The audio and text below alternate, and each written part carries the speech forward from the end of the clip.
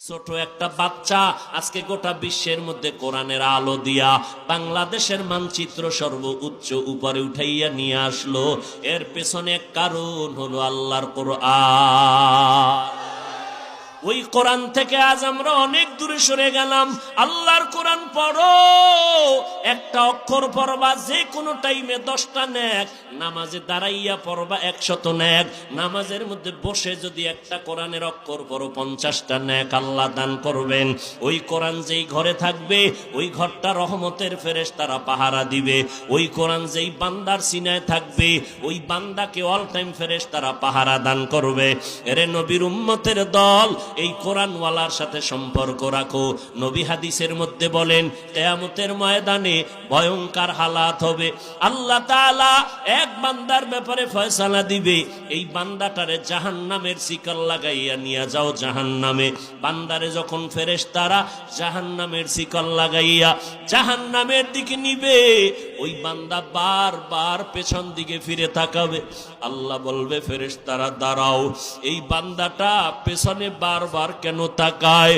ফেরেশতারা বলবে ও মালিক আমরা জানি না। আল্লাহ বলে ও আমার দিকে তাকায় দেখেনি, আমি একটু দয়া করে তাকাই। ও ফেরেশতারা তোমরা জানো না আমি আল্লাহ আজকের জন্য রহিম, আমি আল্লাহ রহমতের চাদর বিছায় দিলাম। ওই বান্দাটারে আমার সামনে দাঁড় করাও, জাহান্নামে পড়ে নাও। দেখো এই বান্দার সাথে কোরআনের কোনো সম্পর্ক আসেনি। ফেরেশতারা তালাশ করে দেখবে কোরআনের কোনো সম্পর্ক নাই। এবার বলবে আল্লাহ ফেরেশতারা এবার দেখো কোরআন যাদের সাথে আছে আলেম, এদের সাথে সম্পর্ক আসেনি। নজর করে ফেরেশতারা দেখবে আলেমের সাথেও কোনো সম্পর্ক নাই। আল্লাহর দিলটা চায় বান্দা আর জাহান্নামে না যাক।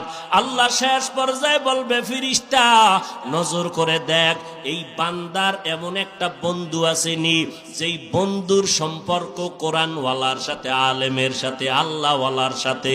ফেরেশতারা তালাশ করিয়া দেখবে হ্যাঁ আছে, এই বান্দার এমন একটা বন্ধু আছে যেই বন্ধুটা কোরআনের সাথে সম্পর্ক, আলেমের সাথে সম্পর্ক। আল্লাহর নবী বলেন আল্লাহ তাআলা এই বাহানা ধরিয়া বলবে যা আমি আমার স্পেশাল পাওয়ার দিয়া তোর মতো বান্দাটারে আজ আমি জান্নাতের মেহমান বানায় দিলাম। কাদের কুদরত দারি বার কামাল আন্তা রব্বি আন্তা হাসবি জুল জালাল তুহি কাদের জলিলুল্লাহ